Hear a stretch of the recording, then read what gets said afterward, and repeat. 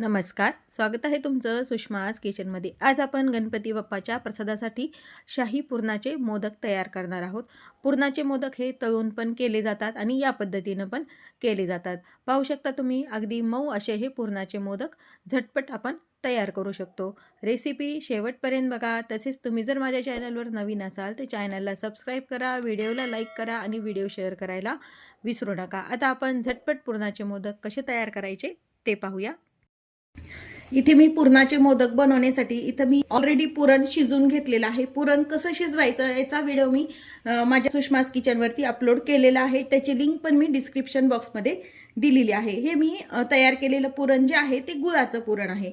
1 वाटीभर पुरण आहे। आता यामध्ये आपण काही तुम्ही डायरेक्ट या पद्धतीने फक्त डायरेक्ट या पुरणाचे पण मोदक तयार करू शकता, पण मी यामध्ये ड्राय फ्रूट्स वगैरे टाकणार आहे। पुरणाचे मोदक 2 पद्धतीने केले जातात। एक असतात ते तळणीचे मोदक आणि आता जी मी बनवती त्या पद्धतीने। आता हे पुरण जे आहे ते एका ताटामध्ये आपण ह्या काढून घ्यायचे। नेहमी आपण जसं पुरण बनवतो ना त्याच पद्धतीने हे तयार केलेलं पुरण आहे। तर यामध्ये मी थोडेसे मिक्स ड्राय फ्रूट्स टाकणार आहे।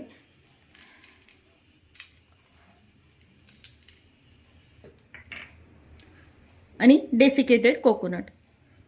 यामुळे या मोदकाला टेस्ट छान येते खोबऱ्यामुळे। आणि हे छान मिक्स करून घ्यायचे पुरण आणि बाकीचं सर्व साहित्य। यामध्ये ऑलरेडी जायफळ आणि वेलची पूड वगैरे आपण पुरण बनवताना घातलेलीच आहे, त्यामुळे वेगळी घालायची गरज नाही। पुरण, खोबरं आणि ड्रायफ्रुट्स व्यवस्थित मिक्स करून घेतलेत। इथे मी एक मोदकाचा साचा घेतलेला आहे।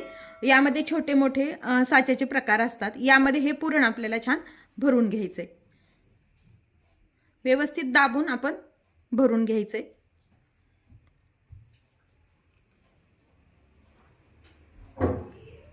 बसेल तेवढं या साच्यामध्ये आपल्याला पुरण टाकून घ्यायचे। साच्यामध्ये आपण हे पुरण भरून घेतले।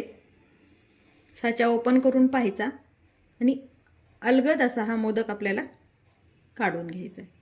मस्त असे झटपट मोदक हे पुरणाचे तयार होतात। अशा पद्धतीने बाकीचे शिल्लक पुरणाचे मोदक आपण तयार करून घेऊया। आहेत आपले झटपट असे पुरणाचे मोदक। तुम्ही पुरणाचे मोदक कसे बनवता हे कमेंटमध्ये नक्की सांगा। अगदी मऊ लुसलुशीत असे हे पुरणाचे मोदक तयार होतात, पाहू शकता तुम्ही। या पद्धतीने पुरणाचे मोदक नक्की करून पहा। तसेच व्हिडिओला लाईक करा। चॅनलवर जर नवीन असाल तर चॅनलला सबस्क्राईब करायला विसरू नका। अशाच नवीन रेसिपी सोबत पुन्हा भेटूया। तोपर्यंत बाय बाय। व्हिडिओ पाहिल्याबद्दल खूप धन्यवाद।